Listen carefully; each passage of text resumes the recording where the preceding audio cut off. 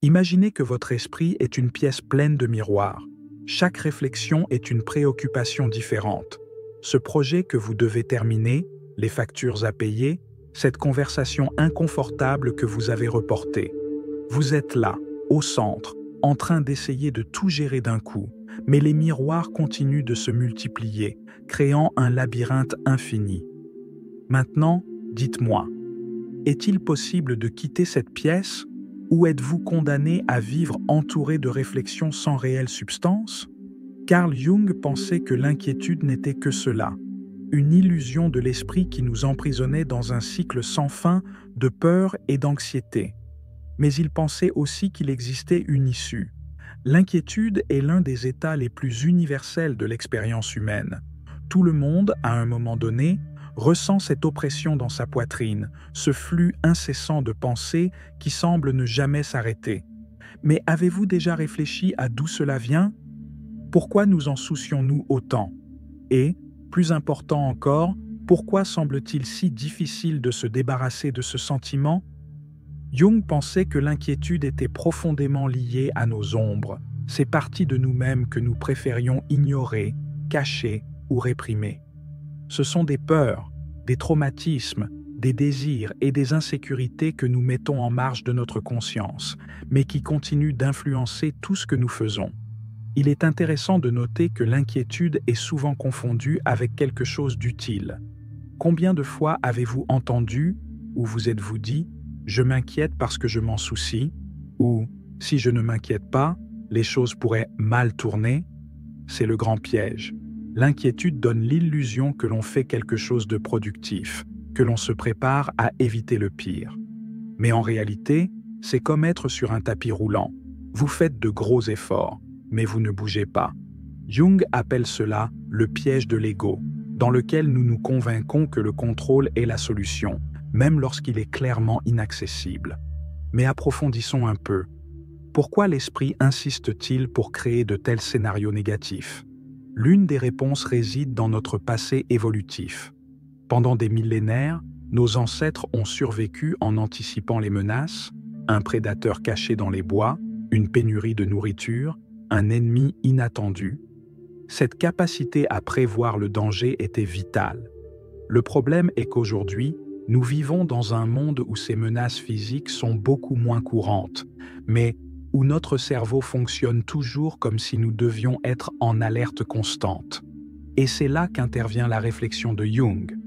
Il pensait que nous sommes non seulement prisonniers de notre biologie, mais aussi des histoires que nous nous racontons.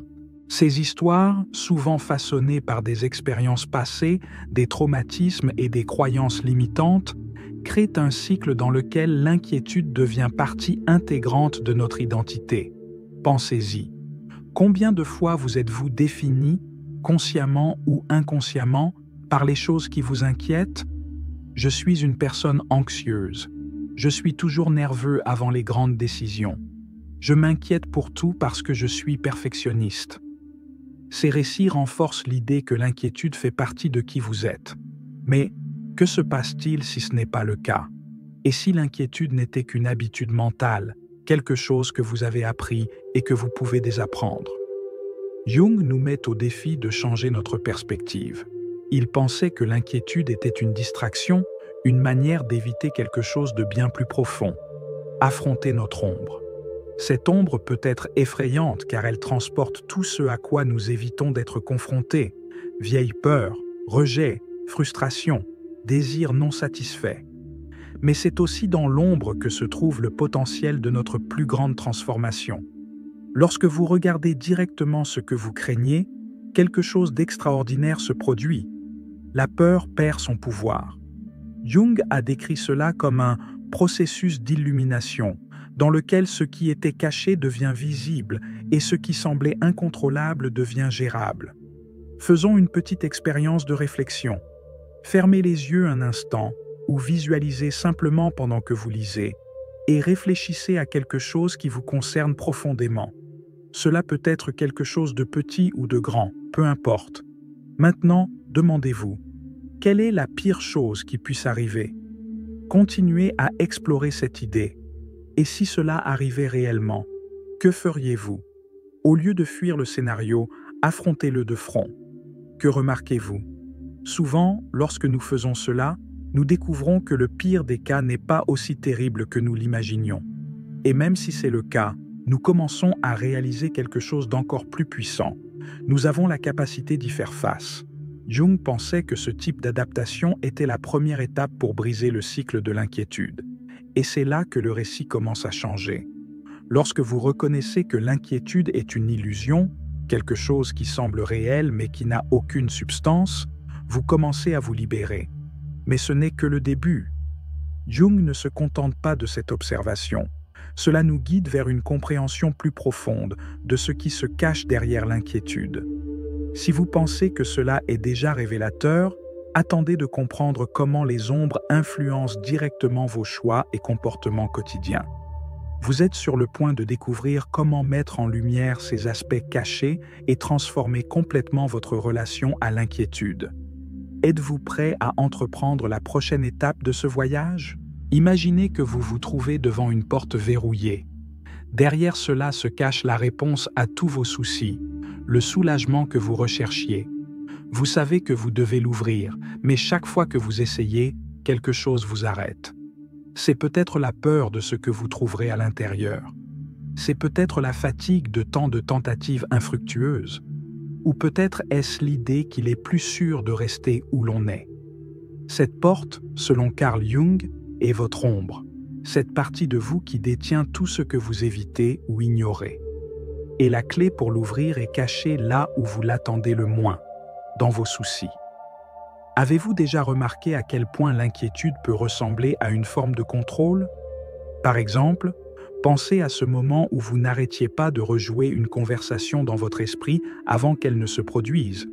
Vous avez imaginé chaque réponse, chaque détail, comme si vous pouviez prédire l'avenir. Et pourtant, lorsque la véritable conversation a eu lieu, tout s'est déroulé différemment de ce que vous aviez prévu.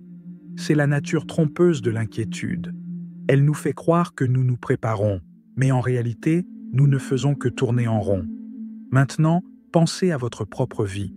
Combien de fois vous êtes-vous retrouvé à vous inquiéter de quelque chose qui, en fin de compte, ne s'est jamais produit? C'était peut-être un problème au travail qui a fini par se résoudre tout seul, ou une conversation difficile qui n'était pas aussi mauvaise que vous le pensiez. Et pourtant, l'inquiétude a consommé votre temps, votre énergie, et peut-être même votre tranquillité d'esprit. Cela se produit parce que l'inquiétude crée un sentiment d'urgence, comme s'il s'agissait d'une flamme qu'il faut éteindre immédiatement. Mais Jung nous rappelle que souvent cette flamme n'est qu'une illusion créée par notre esprit. Jung pensait que l'inquiétude avait une fonction plus profonde. C'est le signe que quelque chose dans votre ombre demande à être vu. Imaginons une situation quotidienne. Disons que vous vous inquiétez constamment de ce que les autres pensent de vous. Chaque fois que vous êtes dans un groupe, votre esprit est en alerte, analysant chaque mot que vous prononcez, chaque geste que vous faites. Cette préoccupation peut paraître superficielle, mais Jung nous encourage à aller plus en profondeur. Que dit réellement cette préoccupation? Peut-être révèle-t-elle une peur plus profonde du rejet, quelque chose qui peut provenir de l'enfance ou d'expériences passées. Lorsque vous reconnaissez cette peur et y faites face, l'inquiétude commence à perdre son emprise sur vous. Un autre exemple. Imaginez que vous vous inquiétez constamment de votre avenir financier. Vous réfléchissez à tous les scénarios possibles. Perdre votre emploi, ne pas pouvoir payer vos factures, faire face à une crise inattendue. Ce genre d'inquiétude peut paraître rationnel, voire utile, mais Jung dirait que c'est aussi un message de votre ombre. Peut-être qu'au fond, cela témoigne d'une croyance en la rareté, l'idée que l'on n'en a jamais assez, ou que l'on n'est pas capable de faire face aux événements imprévus. Lorsque vous vous autorisez à explorer cette croyance, vous pouvez commencer à remettre en question sa validité et éventuellement la remplacer par un nouveau récit, celui que vous êtes résilient et capable de surmonter les défis. Jung introduit un concept puissant pour répondre à ces préoccupations. Le travail de l'ombre. Ce travail n'est pas facile. Faire face à l'ombre signifie faire face à des parties de vous-même qui peuvent être douloureuses ou inconfortables. mais cela signifie aussi accéder à une immense source de croissance et de transformation. Pensez à une graine qui doit être enterrée dans la terre sombre avant de pouvoir germer. De même, vous devez explorer la terre sombre de votre ombre pour trouver ce qui bloque votre croissance. Par exemple, disons que vous craignez constamment de ne pas être assez bon au travail. Au lieu d'essayer de repousser cette inquiétude, Jung vous dirait de l'examiner de près. D'où vient ce sentiment d'insuffisance? Vous remarquerez peut-être que cela a ses racines dans des expériences passées, peut-être dans des critiques que vous avez reçues ou dans des comparaisons avec d'autres personnes. Lorsque vous apportez ces souvenirs à la lumière de la conscience, quelque chose d'extraordinaire se produit. Vous réalisez que vous n'avez plus besoin de les porter. Ils font partie de votre passé, mais ils ne définissent pas qui vous êtes aujourd'hui. Et qu'en est-il de l'impact de l'inquiétude dans le présent? Combien de fois avez-vous été physiquement présent dans un lieu, mais votre esprit était bloqué sur des pensées sur le futur ou le passé? Jung pensait que cette déconnexion était l'une des principales causes de la souffrance humaine. Lorsque nous nous inquiétons, nous vivons littéralement en dehors du moment présent, mais le présent est le seul endroit où la vie se déroule réellement.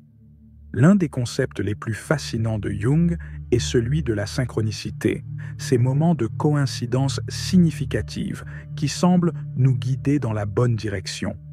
Il croyait que lorsque nous sommes pris par l'inquiétude, nous perdons la capacité de remarquer ces synchronicités. Par exemple, vous pouvez être tellement inquiet pour l'avenir que vous ne remarquez pas une opportunité qui se présente juste devant vous. Ou encore, vous êtes peut-être tellement pris par des pensées négatives que vous ignorez un signe clair de l'univers indiquant une solution. Lorsque vous apprenez à faire davantage confiance à la vie et à vous inquiéter moins, ces synchronicités commencent à apparaître plus fréquemment. Jung nous rappelle également que faire confiance à la vie ne signifie pas être passif. Au contraire, cela signifie être ouvert et réceptif, prêt à agir lorsque cela est nécessaire, mais sans le poids constant de l'anxiété. C'est comme surfer sur une vague. On ne peut pas contrôler la mer, mais on peut apprendre à se déplacer avec elle. Il s'agit là de la véritable liberté. Non pas l'illusion du contrôle, mais la capacité de s'adapter aux incertitudes de la vie. Si vous avez l'impression que l'inquiétude vous vole votre énergie et votre temps, il est peut-être temps de changer de point de vue. Au lieu de la combattre, commencez à considérer l'inquiétude comme un messager. Qu'essaie-t-elle de dire? Quelle partie de votre ombre demande à être vue? En posant ces questions, vous faites le premier pas vers la transformation de votre relation avec l'inquiétude. Et voici la vraie magie. Lorsque vous arrêtez de résister à votre ombre, vous découvrez que ce n'est pas votre ennemi.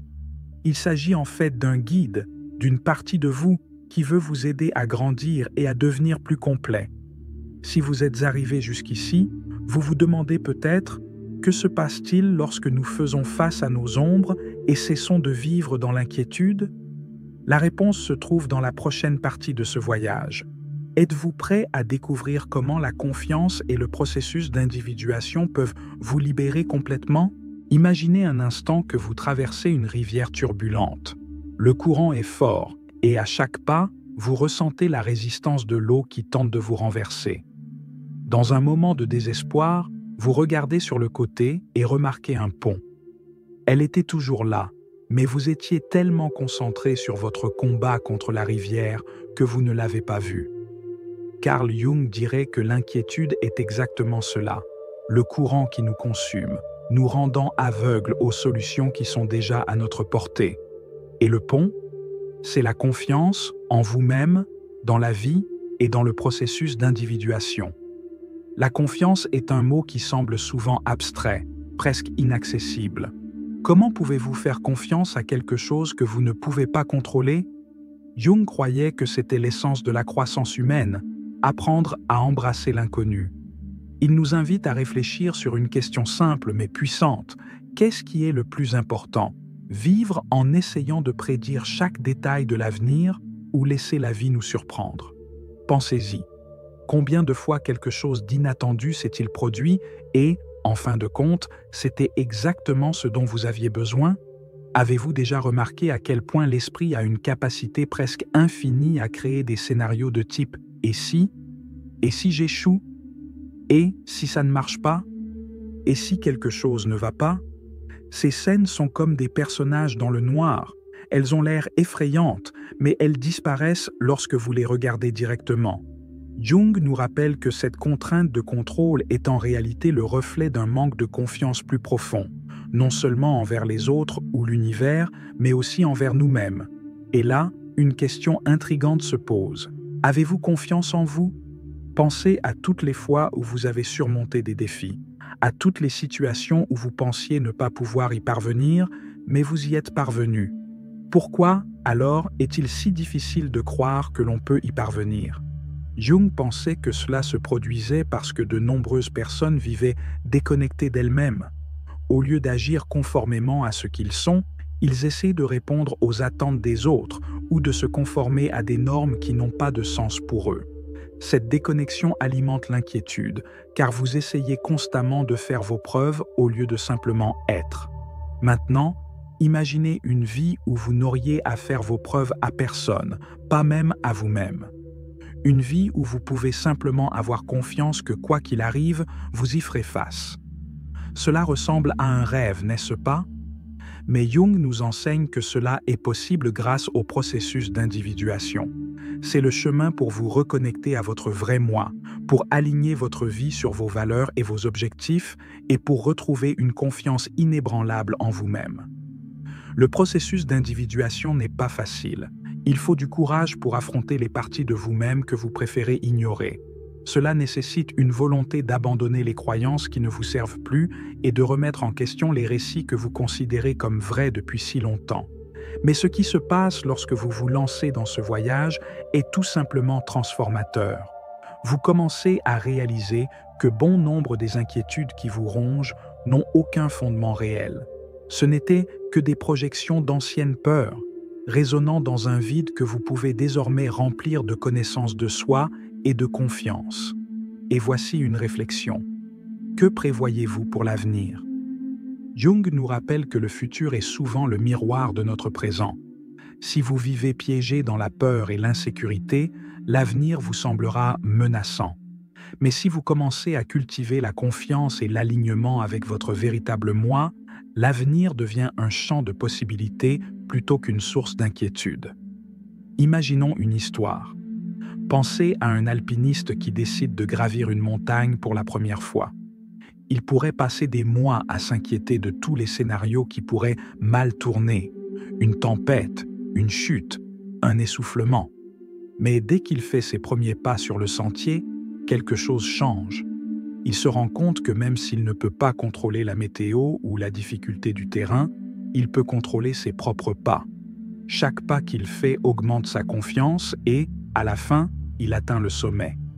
L'inquiétude ne l'y a pas mené. L'action, oui. Jung pensait que l'action était un puissant antidote à l'inquiétude. Lorsque vous agissez, même s'il s'agit d'un petit pas, vous brisez le cycle de la rumination mentale et surtout, vous commencez à avoir davantage confiance en vous.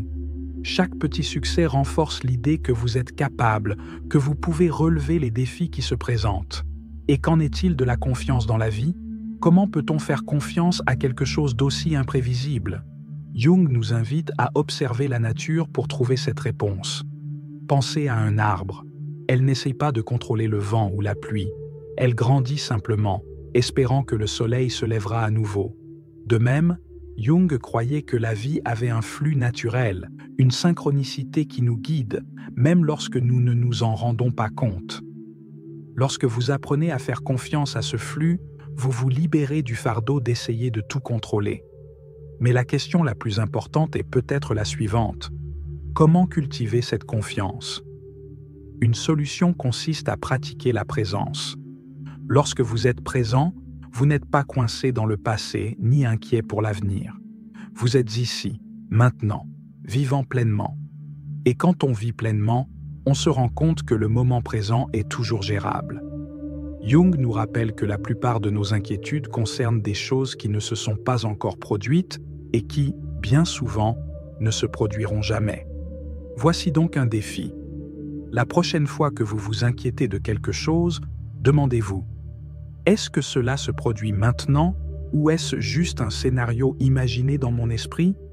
Cette simple question peut changer votre point de vue et vous ramener au moment présent.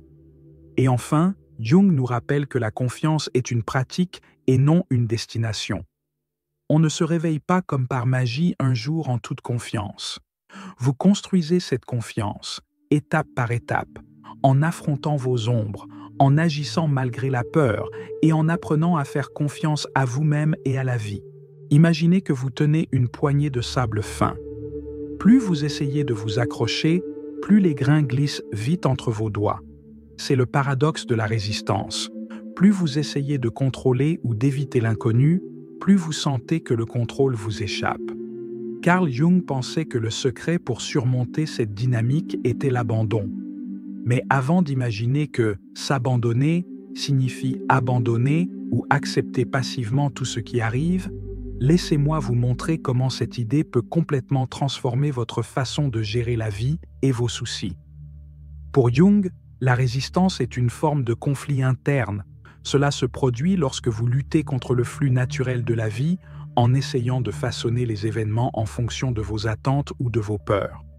Pensez à un moment où quelque chose d'inattendu s'est produit et où vous avez dépensé toute votre énergie à essayer de changer ou de nier cette réalité. Il s'agissait peut-être de la perte d'un emploi, de la fin d'une relation ou d'une situation hors de votre contrôle. Maintenant, réfléchissez. Cette résistance a-t-elle apporté des solutions ou a-t-elle simplement intensifié votre douleur? Une histoire qui illustre bien ce concept est celle de Viktor Frankl, psychiatre et survivant de l'Holocauste. Durant son emprisonnement dans les camps de concentration nazis, Frankl s'est rendu compte que la résistance aux circonstances ne changerait pas sa réalité. Au lieu de cela, il a choisi de s'abandonner à ce qui était hors de son contrôle et de se concentrer sur ce qu'il pouvait changer, son attitude et sa perception. Il a trouvé un sens aux expériences les plus douloureuses, démontrant que la véritable liberté ne réside pas dans le contrôle du monde extérieur, mais dans la manière dont on y réagit. Jung complète cette idée avec le concept d'abandon à l'inconscient. Il croyait que nous résistons non seulement à ce qui se passe à l'extérieur de nous, mais aussi à ce qui se passe à l'intérieur de nous. Pensez à toutes les fois où vous avez ignoré un sentiment, supprimé une émotion ou évité d'affronter une peur. Cette résistance interne crée des tensions et se manifeste souvent par de l'inquiétude. Mais que se passerait-il si vous arrêtiez de combattre ces émotions et y faisiez face avec curiosité? Il existe une histoire fascinante dans la mythologie grecque qui reflète cette idée, le mythe d'Orphée et d'Eurydice. À la mort d'Eurydice, Orphée descend aux enfers pour la sauver. Les dieux lui permettent de la ramener dans le monde des vivants à une condition. Il ne peut pas regarder en arrière lorsqu'il remonte à la surface. Poussé par le doute et la peur, Orphée désobéit et perd Eurydice pour toujours. Ce mythe nous rappelle avec force comment la résistance à l'inconnu, dans ce cas, l'incertitude de ne pas savoir si on doit le suivre, peut nous faire perdre ce que nous désirons le plus. Jung propose qu'au lieu de résister, nous devrions pratiquer l'abandon, non pas comme un abandon, mais comme une acceptation active. Cela signifie accueillir l'inconnu, être ouvert à tout ce qui arrive et avoir confiance que, même dans les moments les plus difficiles, il y a quelque chose à apprendre ou à transformer. Mais comment faire cela en pratique? Une solution consiste à recourir à la méditation ou à la pratique de la pleine conscience. Des études montrent que la méditation régulière peut réduire considérablement les niveaux d'anxiété et d'inquiétude. Cela se produit parce qu'en méditant, vous apprenez à observer vos pensées sans vous identifier à elles. Vous réalisez qu'ils sont comme des nuages, toujours changeants, jamais permanents.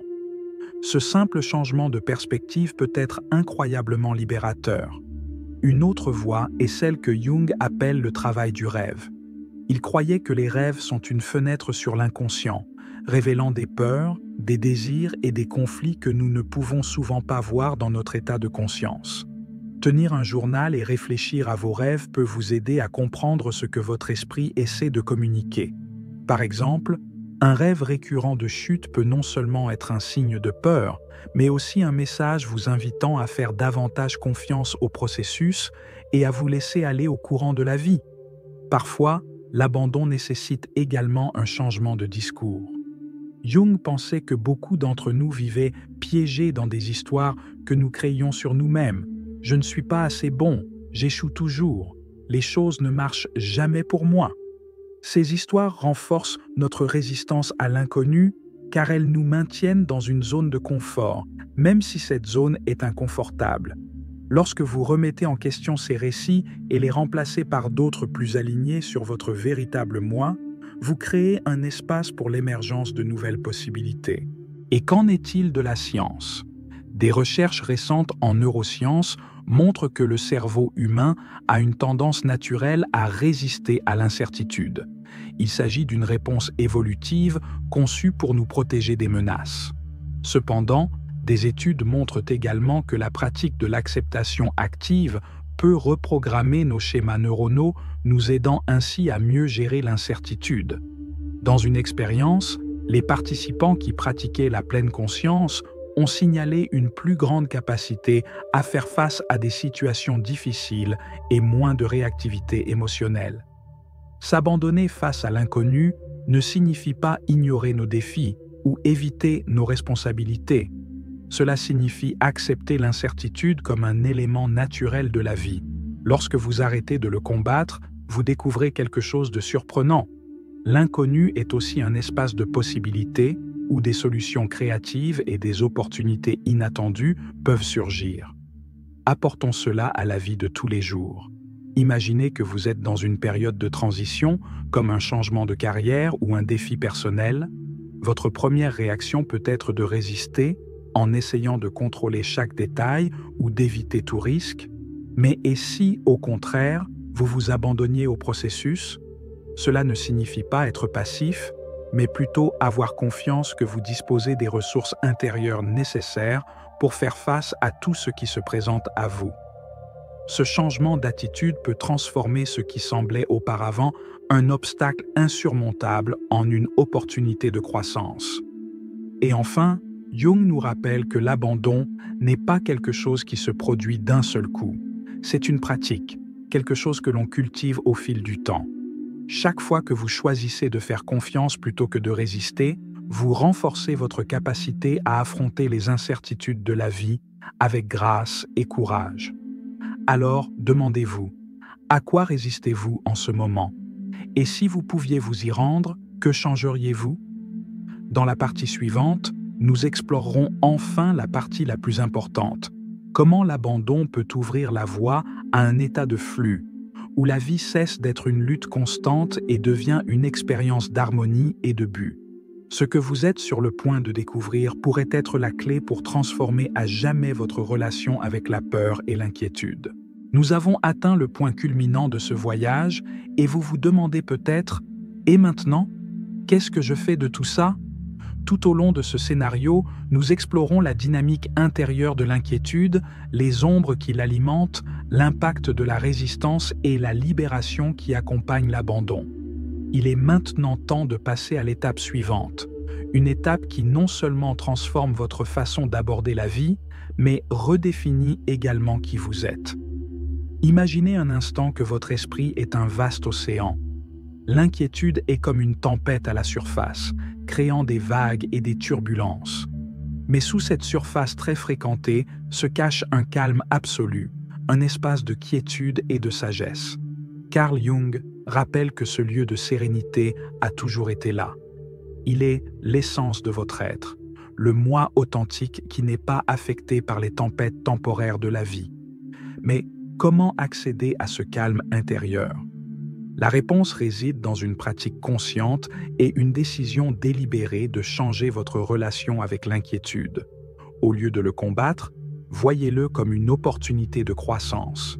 Chaque fois que vous vous sentez coincé dans le cycle de l'anxiété, demandez-vous « Qu'est-ce que cela essaie de m'apprendre ?» Cette simple question peut être une passerelle vers des informations approfondies. Une histoire qui illustre bien cette transformation est celle de l'écrivain américain Mark Twain. Il a dit un jour J'ai eu de nombreux soucis dans la vie, dont la plupart ne se sont jamais produits.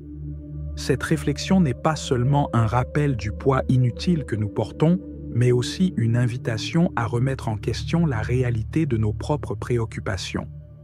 Combien de fois vous êtes-vous retrouvé à perdre des nuits de sommeil à cause de scénarios qui ne se sont jamais concrétisés?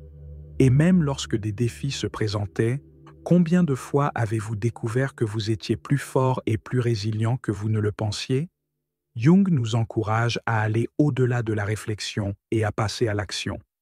Il croyait que le processus d'individuation, devenir soi-même, est l'antidote le plus puissant à l'anxiété et à l'inquiétude. Lorsque vous renouez avec qui vous êtes réellement, les voix extérieures et les peurs intérieures perdent leur influence. Vous n'avez plus besoin de faire vos preuves auprès de qui que ce soit. Votre vie n'est pas guidée par les attentes des autres, mais par vos propres valeurs et objectifs. Et comment cela se traduit-il en actions concrètes? Tout d'abord, reconnaissez que la transformation est un processus. Commencez petit. Réservez chaque jour un moment d'introspection. Demandez-vous, quelles sont les inquiétudes qui me consument le plus? Sont-ils basés sur des peurs réelles ou sur des récits que j'ai créés? Mettez ensuite ces préoccupations en lumière en écrivant à ce sujet ou en parlant à une personne de confiance. Jung croyait que ce qui n'est pas confronté dans l'inconscient finit par contrôler nos vies. En portant ces enjeux à votre conscience, vous faites déjà un pas significatif vers la liberté. Deuxièmement, cultivez la confiance, non seulement en vous-même, mais aussi dans le flux de la vie. Regardez la nature qui vous entoure. Les arbres ne combattent pas les saisons. Ils fleurissent simplement au printemps, perdent leurs feuilles à l'automne et attendent patiemment le retour de la chaleur. Vous avez également cette capacité à suivre les cycles de la vie, en étant convaincu que chaque instant, aussi difficile qu'il puisse paraître, est une partie nécessaire de votre croissance. Enfin, adoptez la pratique de la gratitude. Des études montrent qu'exprimer régulièrement sa gratitude peut réduire l'anxiété et améliorer considérablement la santé mentale. Commencez par énumérer 3 choses pour lesquelles vous êtes reconnaissant chaque jour. Ils n'ont pas besoin d'être grandioses. Cela peut être quelque chose de simple comme la chaleur du soleil ou une conversation significative que vous avez eue. La gratitude déplace votre attention de ce qui vous manque vers ce que vous avez déjà, vous aidant ainsi à cultiver un sentiment de plénitude. En intégrant ces pratiques dans votre vie, vous commencerez à remarquer un changement. Les soucis qui semblaient autrefois insurmontables deviennent désormais gérables. Non seulement vous vivez le moment présent, mais vous découvrez également un nouveau sentiment de légèreté et de liberté. Vous êtes plus fort que vous ne le pensez, plus résilient que vous ne le croyez et plus connecté au flux de la vie que vous ne le pensez. Merci de m'avoir accompagné ici. Et voici mon appel. Si ce contenu vous parle, abonnez-vous à la chaîne. Aimez cette vidéo pour que davantage de personnes puissent y accéder et partager vos réflexions dans les commentaires. J'aimerais entendre vos histoires, vos questions et les préoccupations auxquelles vous avez été confrontés. Si vous préférez, partagez de manière anonyme. Il s'agit d'un espace sûr où votre voix peut être entendue. Votre voyage ne fait que commencer et je suis honoré d'en faire partie. Rendez-vous dans la prochaine vidéo.